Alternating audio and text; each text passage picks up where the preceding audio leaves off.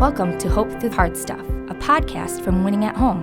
Please welcome your host, speaker, and award-winning author, Steve Norman. Welcome back to Hope Through Hard Stuff. I'm immensely honored to have as my conversation partner today, Rabbi Josh Bennett. He is of Temple Israel in West Bloomfield, Michigan. He and I kind of ran in similar circles not all that long ago. We know each other from clergy land. We know each other from suburban soccer in Detroit. Rabbi Josh, thank you so much for taking time to join us today. It's a real pleasure. I'm happy to be talking with you again. I always enjoy our time together. Rabbi Josh, for people who aren't necessarily familiar with just the streams of Judaism, talk a little bit about Temple Israel and how you landed there. Just like in Christianity, Judaism is divided essentially in denominations that move from the far right and traditional to the far left and modern and liberal. Temple Israel is on the left side of that spectrum. We are in a congregation called Temple Israel based on an allegiance to Israel and Zionism, but we are planted and rooted firmly in what is known as the Reform movement of Israel. The Reform movement is about 200 years old and is a response very much like Protestantism is a response to the right of Christianity. Reform Judaism is to the left of Judaism. And actually, the words I think are important to understand that the Protestant Reformation is the same as Jewish Reform. The words are there similar. So we're left-leaning on the left side of the Jewish world. And Rabbi Josh, how did you find yourself taking steps towards being a rabbi? It's a great question because I never imagined myself in this place, different from many of my pastor and minister friends who see themselves as having a calling. I thought I was going to be an attorney. That was my calling. Of course, I hated my political science courses, and that led me to psychology.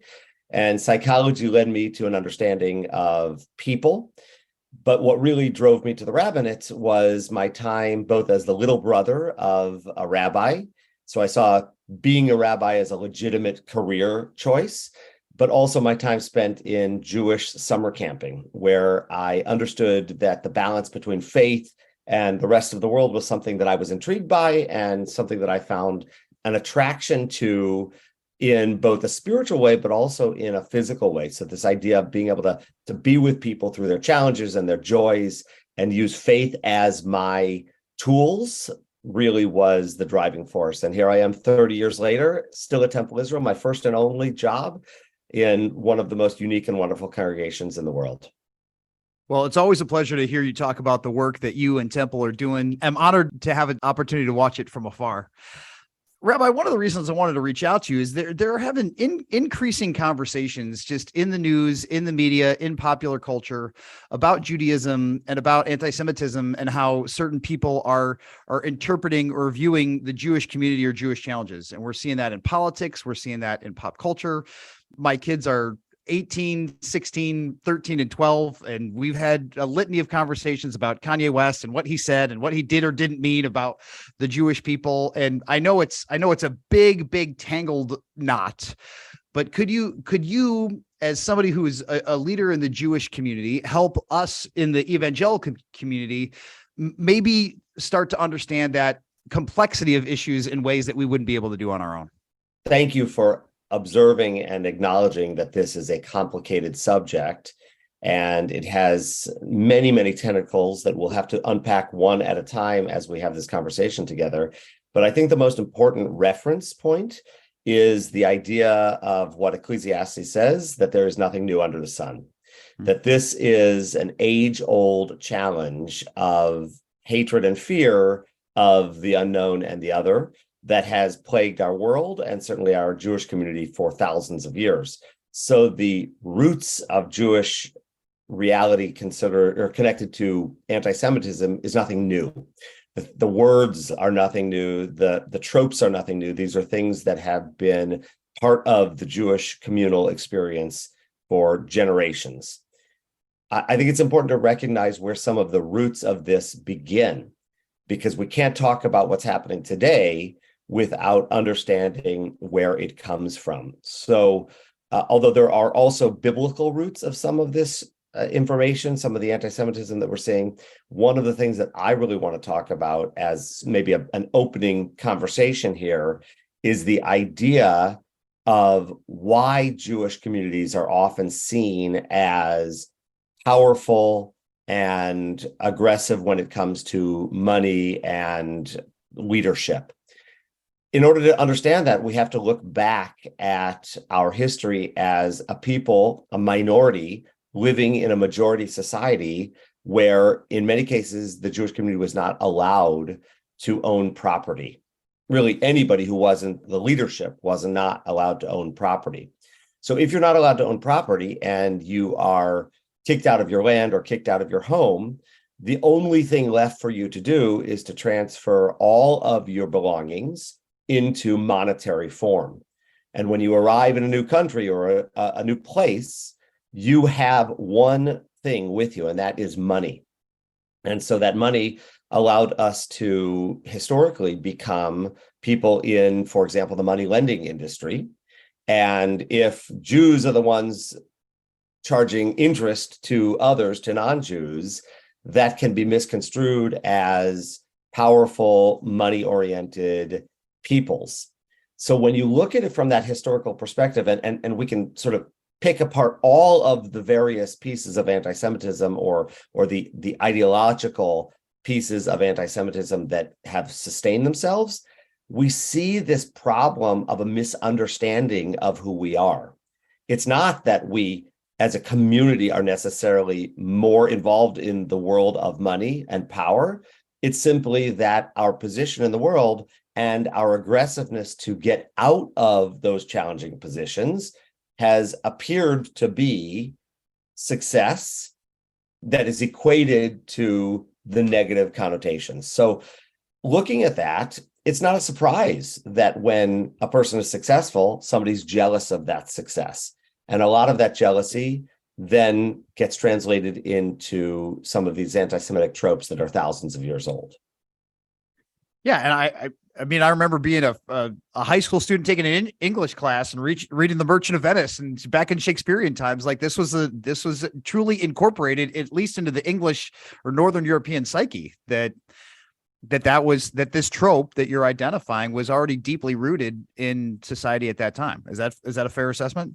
It is, and it's actually even bigger than that, because when you come to modern times, you see many of those ancient tropes being transferred into modern tools for destruction. So although it's difficult to talk about the Holocaust in 3 minutes, one of the things that the Nazis did in order to promote their idea that there was an Aryan race or a culture that was higher than everyone else was to demonize Jewish people and other people for their traits. And one of the ways that they did that was by turning those tropes into very, very dangerous stereotypes. So if you look at some of the imagery of the Nazis during the Holocaust, it would take the physical features of the Jewish people, which were sort of normal Northern and Eastern European physical features, big noses, some of the issues with traditional Jews wearing long side curls.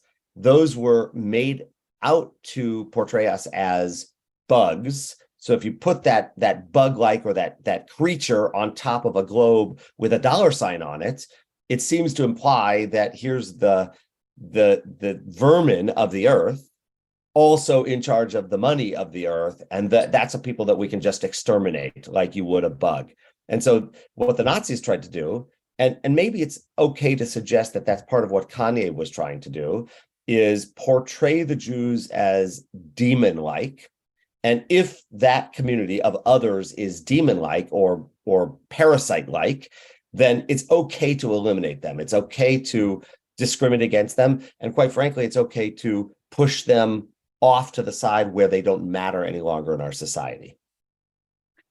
So as you see that kind of issue snowballing throughout history, how does the advent of the internet and social media compound those communications, those images, those ideologies? Obviously, it only makes things worse. In the same way that internet is not the cause of depression and anxiety in the world, those Sure. things predate the internet. it's hard to argue that the internet, social media has not made those issues more prominent in our modern world. So in Hebrew, in rabbinic literature, there's a concept called kal v'chomer. If it works for the easy thing, how much more it is for the hard thing. So if social media has made it more difficult for things like anxiety and depression because we're watching other people do things that we wish we could do, how much the more so in the very dangerous things like hatred and the stuff that we're seeing on 4chan and 8chan and some of the QAnon platforms, how much the more so in those very dangerous things is the internet allowing people to grow those anti-attitudes. And by the way, it's not just anti-Semitism. I think it's fair to say that it's anti-other, anti-unknown. And that's why also racism has to be a part of this conversation. Anywhere where we see the other being demonized, the internet seems to make it more easily accessible to understand and digest those ideas. There's no easy solution. There's not a quick fix. But one of the things that some researchers of adolescent and faith journey, especially in Christian subcultures, have identified, they said most kids are asking three big questions. It's who am I? Where do I fit? And what's my role in this world? And again, I know this is an oversimplification of the theory, but some people are actually positing that part of the reason that there's been such a seedbed or a kind of a greenhouse acceleration of anti-Semitism is that there's an entire generation of young people, not necessarily teenagers, but young adults, who they feel isolated, they feel horribly alone. And the internet is a means for them to establish some sense of community, even if it's just connecting with complete strangers around really toxic ideologies. How does that theory strike you? I think it's undeniable that the internet allows somebody to hide behind a screen, to hide behind their keyboard, and to feel something that they may not be feeling in the rest of the world. And it's important that we talk about this for a minute because it's one of the places that I think our faith communities have the opportunity to press away evil and allow light to shine. Because when we bring people into our churches, into our synagogues, into our mosques, we are actually also bringing them in contact with other people. Sitting behind a computer, exacerbated by the isolation of COVID, exacerbated by a growing world culture that is just big, right? Remember, you and I grew up in times when there were 3 or 4 or 5 television channels. Now there's 300 television channels and the internet. The amount of information is so isolating that the world of faith communities offers people a place to connect with others in a human way that I believe is the antidote to what you're talking about in terms of the isolation that we're seeing with kids, young adults, and people who are on the fringe, people who can't quite figure out who they are, as you said, that powerful question that we all seek to answer throughout our lives. I'm so glad to hear you say that, Josh. And I'm recalling the experiment that you and I tried however many years ago it was, where we brought representatives from our respective faith communities just to explore a shared common biblical text together. Not to say like, hey, what do you believe or what do I believe, but what's a core shared belief that we might have? And if we were to pull on that thread, how might we be able to understand and appreciate how much commonality we have and where we are different, how to be able to celebrate and dignify those differences, even if they remain differences? I agree with that. And I'll just add one more piece to the puzzle here. You mentioned this idea that the isolation grows with this separation, right? The more we are separated, the more that we are in our own space, in our own brains, in a society that's just pouring information in, the more need there is to slow that all down and to ask those powerful why and what questions, because those meditative thoughts actually beat away the evil. In other words, if I'm asking myself, who am I? Part of my discovery of who I am is to understand who you are. And in this relationship, and I'm talking specifically you and me, but it works for anybody, we learn about another human being, and that then gets placed against my answers about who I am. And I can both hear you, understand you, and define myself. If I'm absent of that, if it's all just pouring at me from a computer screen, that's who I am. And I get sucked into extremism or otherism that I think is really, really dangerous. Yeah, Josh, and in the face of deep divisions, whether they're cultural divisions or political divisions or racial divisions, I think one of the great contributions that faith leaders and people of faith have to bring together, especially in the Judeo-Christian tradition, is our shared belief that in the creation narrative, whether you believe that that's a literal creation narrative or a figurative creation narrative, that whole idea that men and women are created, in fact, in the image of God.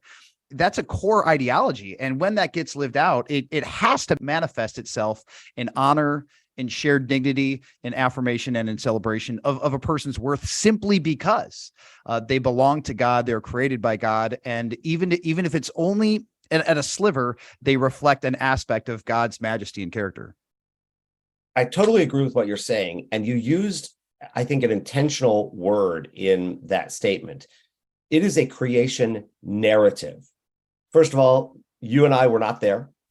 We know what we believe, but Right. we don't know factually what happened. Sure. And I think that understanding that everything that drives us as faith leaders is a narrative is something that maybe we should talk about for a minute here, because there are multiple narratives in the world, and understanding that there are multiple narratives in the world is very helpful in this conversation about hatred, anti-Semitism, racism, because my experience in the world may be different from the way you perceive my experience in the world. And one of the ways that I think we're going to have to deal with this whole question of anti-Semitism is to be able to start hearing other people's narratives.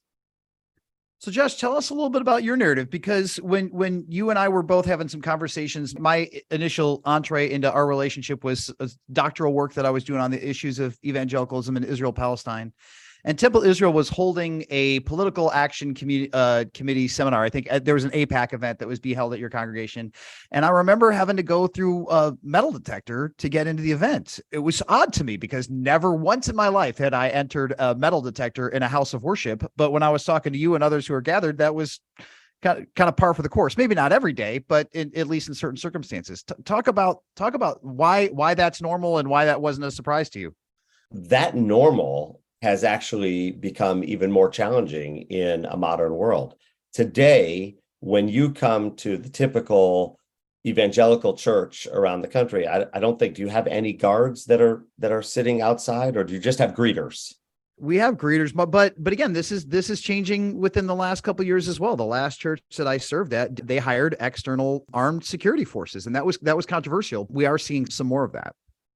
So at Temple Israel, we have a team of full-time and part-time professional security managers who are armed and on-site, including an incredible partnership with the West Bloomfield Police Department, who gives us, members of the department, every single worship service, every single program that we have at Temple Israel.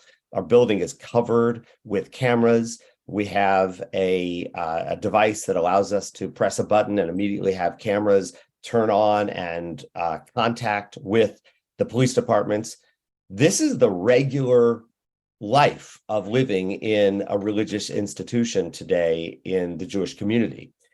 What that means is I'm ever aware of the dangers. When I go to work every day, my wife is concerned about the fact that I'm sitting in my office as a target of the people who are online and in public circles talking about the demise of the Jewish people. Now, we're lucky because we have an awareness of that. But as you said, for the other person walking in, that's disorienting and a challenge. So when we talk about the narrative of the Jewish experience, we've always seen ourselves as at risk. That if you look back through history, you see the Spanish Inquisition and Jews forced out of their homes and homelands and forced into conversions. If you look at the Holocaust, you see Jews forced out of their lands and their homes. And if you look at modern Israel, there is this unique new narrative about whose land is it anyway? Is it Palestinian land? Is it Jewish land? And what does it mean to defend one's faith, defend one's home? And how do we balance that against the narrative of others who are living in that space? So we've gone from metal detectors in our modern American society, which feels very foreign, to an Israeli experience, which is simply living with the threat of violence every single day. And that is a powerful mechanism that we deal with that I think has entered into the souls of who we are. And so there's a defensiveness, there's a reactionary nature that's beyond politics. It's a soul level experience of a Jewish person that feels attacked all the time. So Josh, what does that do to you as an individual and as a family to be living day in and day out with that level of hypervigilance? What's the cost emotionally, psychologically, spiritually? So first of all, it's a normal. So I don't spend my days worrying about this. I simply can't put that energy to it, right? It's not in my nature. Maybe I'm naive. Maybe I simply believe that in general, there is good in the world. I really do believe that. And so I just can't live in that anxiety of threat. Having said that, it's a constant awareness. When I walk around the building of Temple Israel, I have in my pocket an emergency device that I can press a button and alert the police. So it's a really strange dichotomy of emotions to, on the one hand, be so positive, so naive in my experience because I'm just doing my work as a faith leader. And on the other hand, I have to be so defensive. Remember, it was just a year ago that a rabbi in Texas was held hostage by somebody who just on a Saturday morning was worshiping. So, it's a really strange place to be between those two poles of who I really am. Josh, a couple of weeks ago, when we were talking about having this conversation, I sent you a link to an article that made me call you to mind. In the recent election, the midterm elections this last fall, there was a particular politician who was being accused of verbalizing some anti-Semitic theology, and his wife at a press conference said, "We can't be anti-Semitic because we love Israel. We've been there X number of times." That's a paraphrase. Talk a little bit about how evangelicals can be unconsciously or unassumingly compounding some of these issues rather than helping to resolve them. So first of all, I need to answer by clarifying something. Nobody in the Jewish community sees an evangelical love of Israel as anything but a positive emotional tie to your faith. So if we're honest, there's nothing wrong with that belief system. And quite frankly, it's also powerfully good for the Jewish people and for the state of Israel to have allies who believe in the state of Israel as an important part of their faith, right? That it's good to have friends, even if you don't agree with everything in another person's agenda. That's the way I live my life. I don't want to live in a world where if I don't agree with everything you believe in, I can't be your friend. That's absurd. Otherwise, we wouldn't be having this conversation. Exactly right. And sadly, it's sort of where we are in our country right now. We've seen friendships be destroyed by politics. Having said that, it's an interesting problem to deal with if we don't really understand each other's stories and understand why Israel is important to you and why Israel is important to me. And those may be two very different stories that are somehow conflicting. So I don't have an answer for your actual question, which is how might that be a misleading or challenging statement for Jews? But I do know that we need to start talking about what is actually behind your thoughts, your faith, your experience with regard to Israel. So I'm going to turn it back to you. What does it mean for a evangelical Christian to love Israel? It's a great question. I think it depends on how we're defining love, right? And in some instances, how we're defining Israel, because that can get defined in a lot of different ways as well. I think In my journey and in my research, Josh, one of the things I've learned through observation is it possible for people to love the idea of Israel as an entity and not necessarily be fully vested in the honor, dignity, and aspiration of individual Jewish people and families. In the Jewish community, it's the same, right? If you look back historically at the evolution of the actual modern state of Israel, there were more than one vision of what it meant to be a Zionist. So when Theodor Herzl is dreaming of a Jewish state, specifically because he saw anti-Semitism in France in the Dreyfus case, what he was creating or thinking for himself was a political state, an entity that could be a homeland for Jewish people. But at the same time, there were other forms of Zionism, right? The early forms of Zionism were spiritual Zionism, people who dreamed of a spiritual home for the Jews. There were political Zionists like Herzl, but there were also what we refer to as religious Zionists, like a man named Rav Kook, who was looking just for a religious connection to the ancient land. And there were labor Zionists who simply saw this as a chance to take a holy space and to dig their hands in the earth and build. Those are the early founders of the kibbutzim, the communal movements in Israel that sort of built the infrastructure of the modern land. All of those people defined Israel differently. Right. And today, people define Israel. So there's the people of Israel, there's the land of Israel, there's the spiritual Israel. Those are very different. And I think they get confused sometimes when we talk.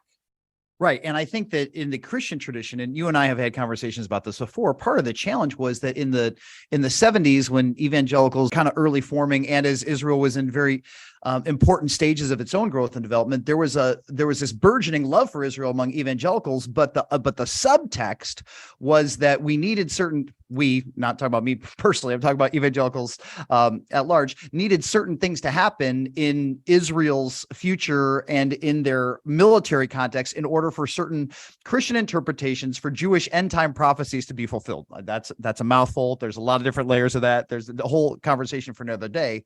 But my concern has always been that certain streams of evangelical love for Israel was rooted in a need for Israel or Jewish people to be pawns in some kind of apocalyptic endgame. And that always felt icky to me.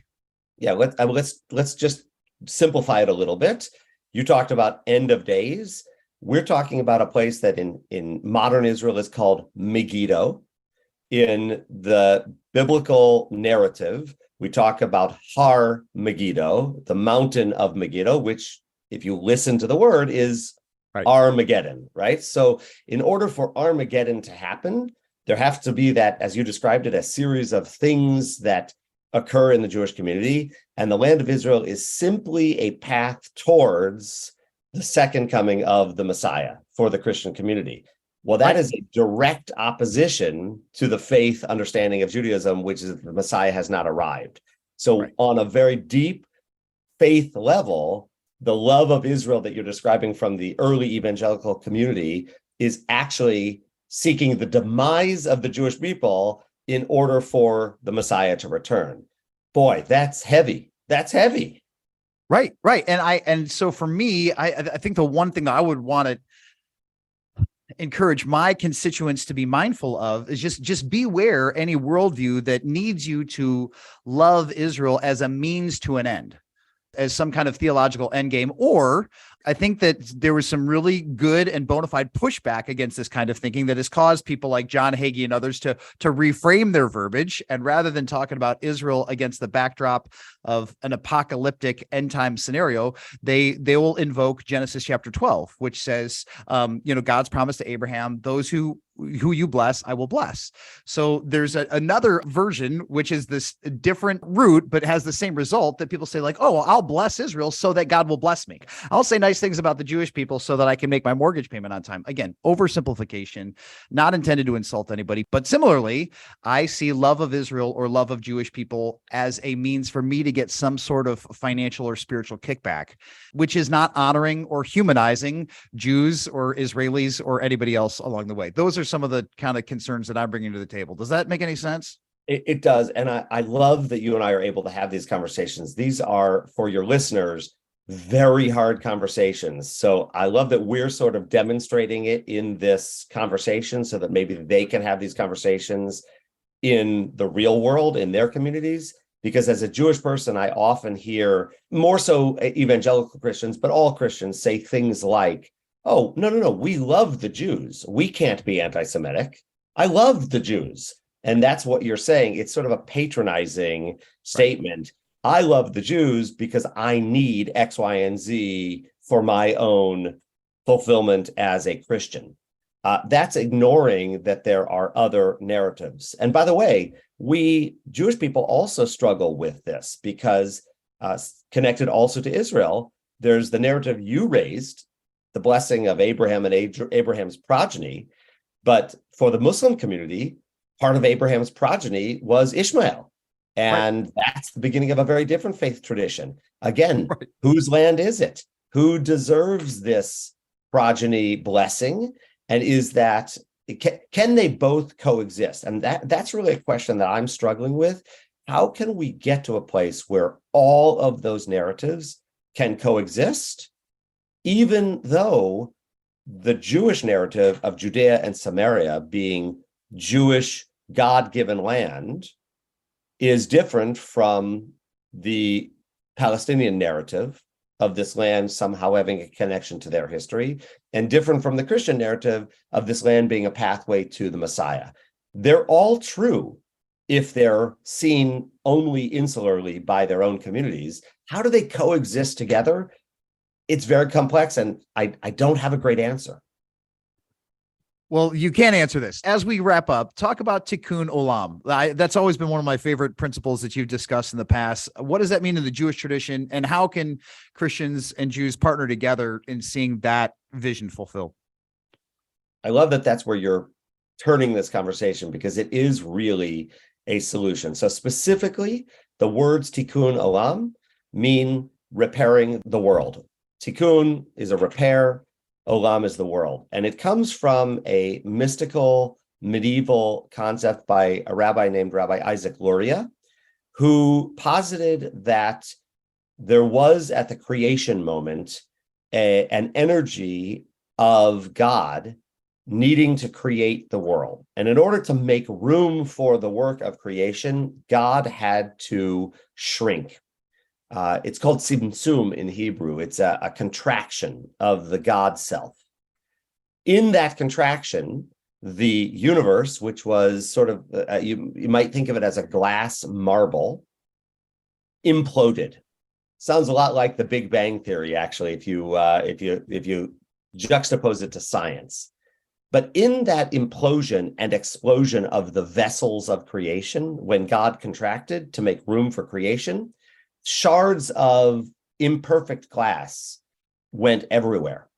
And it is our job as modern humanity to find those pieces of God's entity and put them back together. That work of tikkun olam, of finding the pieces of God and fusing them back together, is creating the perfection that we are all seeking. It is what we do when we listen to somebody else, when we have hard conversations without defensiveness, without accusing somebody of something, and without positing that I'm better than you are. When we talk about this anti-Semitism in the world, it all goes back to this idea that somehow I'm better, I'm different, and I'm going to use those differences to hurt you or to put you into a lower position in the world. That's the opposite of tikkun olam. Tikkun olam is hearing, understanding, and fusing different realities of God's creation together. Steve, I believe that my Jewish family, my Christian friends, my Muslim friends, others in the world are all children of God. And if that's true, then all of us need to find a way to fuse our ideas, our relationships. And if we can do that, then we are creating a more perfect world. That's what I'm aspiring to as a rabbi.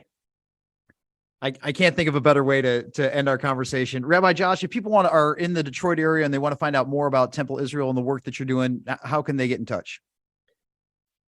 First of all, you can always go to the website, www.temple-israel.org. But more importantly, our building, our classes, our spaces, our structure, our community is open to anybody.